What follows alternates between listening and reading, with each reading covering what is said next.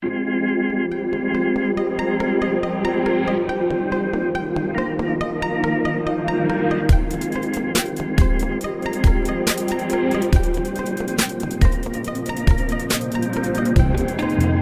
គ្រប់ជំរាបសួរលោកស្រីលោកយាយលោកតាបងប្អូនយើងត្រឡប់មកជួបគ្នាវិញជាមួយនឹងកម្មវិធីសុខភាពអរលោកស្រីយល់តានៅតែអាចចូលរួមសួរបានដោយសេរីនៅក្នុងកម្មវិធីនេះតាមរយៈលេខ016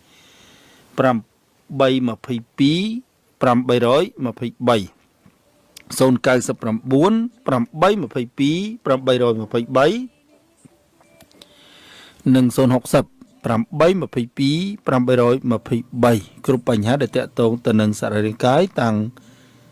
ពីចុងសក់រហូតដល់ចុងជើងឥឡូវនេះយើងអាចចាប់ផ្ដើមបន្តជាមួយនឹងសំណួរទៀតបានបាទយើងវិលទៅបងស្រីនៅតាខ្នៅអាយុ27ឆ្នាំហើយគាត់មានបញ្ហារាល់ថ្ងៃនេះគឺឧស្សាហ៍បត់ជើងមករៀកមួលហើយជួនកាលលីមុខគាត់មានសបោជួនកាលមករៀនតប៉ែតអញ្ចឹងទៅប៉ុន្តែក្នុងរយៈពេលមួយខែនេះវាធ្វើទុកជាងគេគឺក្តៅក្នុងសាគូតែម្ដងគឺថងលីមុខតែម្ដងបាទសូម្បីតែអង្គុយក៏មានអាការចុករយដែរហើយកន្លងមកមានបញ្ហាបត់ជើងអត់ទៀងទាត់បាទហើយមានអាការៈបាយភើហើយមានរដូវមកក៏អត់សូវទៀងហើយរាងកាយអត់សូវមានកម្លាំងប្រមាណទេនេះក៏អត់សូវលក់ដែរតើបញ្ហាការរលាកនេះ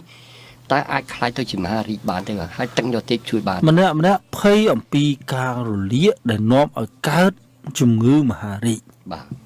ប៉ុន្តែមិនយល់ពីអាហារដែលមិននាំឲ្យសុខភាពល្អនិងមិនមានបញ្ហាមហារីកទេមិនបានបុរាណលោកអត់មានបញ្ហាមហារីកមិនបានយើងមានបញ្ហាមហារីកការសិក្សាស្រាវជ្រាវថ្មីរបស់អ្នកវិទ្យាសាស្ត្របានដឹងថាការទទួលទានអាហារឆ្អិនជាហេតុដែលនាំឲ្យយើងមានបញ្ហាមហារីកអរលោកស្រីយូតាឥឡូវនេះពិតអញ្ចឹងហ៎មែនទេទទួលទានអាហារឆ្អិនជាង 90% ឬជួនកាល 100% ទៀតផងបើសិនជាឲ្យហូបបន្លែឆៅអូបានទេគ្រូរៀកឡើយអញ្ចឹងការទទួលទានអាហារឆ្អិននោះហើយដែលជាបុព្វហេតុដែលនាំឲ្យកោសិកាខូចខាតកម្រិតធ្ងន់ហើយឈានដល់ការកើតជំងឺមហារីកការមានបញ្ហាកាពះពោះវៀនពិតណាស់ថាវាគឺជារឿងមួយដទៃទៀតហើយវាគឺជាជំងឺសកលជំងឺកាពះពោះវៀនមិនមែនកើតឡើងពីអាហារទេជំងឺកាពះពោះវៀនកើតឡើងអំពីរបៀបនៃការទទួលទានអាហារអញ្ចឹងបើសិនយើងមិនយល់ពីការញ៉ាំអាហារយើងញ៉ាំបាយហើយយើងញ៉ាំទឹកយើងញ៉ាំបាយហើយយើងញ៉ាំផ្លែឈើឃ្លានយើងមិនបានញ៉ាំហើយយើងមិនព្យាយាមនៅក្នុងការញ៉ាំអាហារឲ្យល្អតាមអ្វីដែលរាងកាយត្រូវការយើងមានបញ្ហាឥឡូវបងឯងមានបញ្ហាអញ្ចឹងហើយអ្វីដែលបងឯងត្រូវធ្វើបងឯងរកដើមដង្ហិតមកចង្អាមមកបងឯងរកដើមដង្ហិតមកចង្អាមទៅស្ងោរផឹកមួយអាទិត្យទៅ10ថ្ងៃឲ្យរៀកឲ្យបានស្រួលសិនចឹងកាលណារៀកទៅអាសបោអាកាំងលិមួកអីហ្នឹងឡើយមានណាប៉ុន្តែបងឯងត្រូវដឹងថាម៉េចបាននាំឲ្យមានបញ្ហាកាំងលិមួកការកាំងលិមួកដោយសារតែពោះវៀនធំផ្នែកខាងមុខរលាកពោះវៀនធំផ្នែកខាងមុខនេះតួនាទីរបស់វាជាអ្នកស្រូបទឹកអញ្ចឹងបើវាអត់បានស្រូបទឹកទេវាស្រូបទឹកអត់បានទេវារលាកឲ្យអញ្ចឹងកាលណាវារលាកវាធ្វើឲ្យលិមួកនឹងក្តៀនយើងពិបាកជុះនាំឲ្យរលាកថងលិមួករ៉ាំរ៉ៃហើយជុំមកមានសបោសួរថាម៉េចបានបែរខាងមុខនៃពោះវៀនតូចវារលាកនោះគឺជាឥទ្ធិពលរបស់អាស៊ីតកាពះដែលបងឯងញ៉ាំបាយបដាបងឯងញ៉ាំទឹកបដានោះឬក៏បងឯងញ៉ាំបាយហើយភ្លាមបងឯងញ៉ាំទឹកអញ្ចឹងពីថ្ងៃហ្នឹងទៅបងឯងញ៉ាំបាយហើយហាមញ៉ាំទឹក15នាទីទៅកន្លះម៉ោងក្រោយមកចាំញ៉ាំទឹក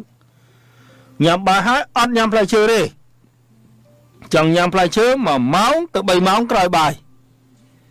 ឃ្លានពេលណាបងឯងញ៉ាំពេលហ្នឹងហើយព្យាយាមញ៉ាំទឹកម្ដងមួយមាត់ឲ្យបាន3លីត្រក្នុងមួយថ្ងៃបងឯងធ្វើអញ្ចឹងរាងកាយចាប់ផ្ដើមប្រសើរឡើង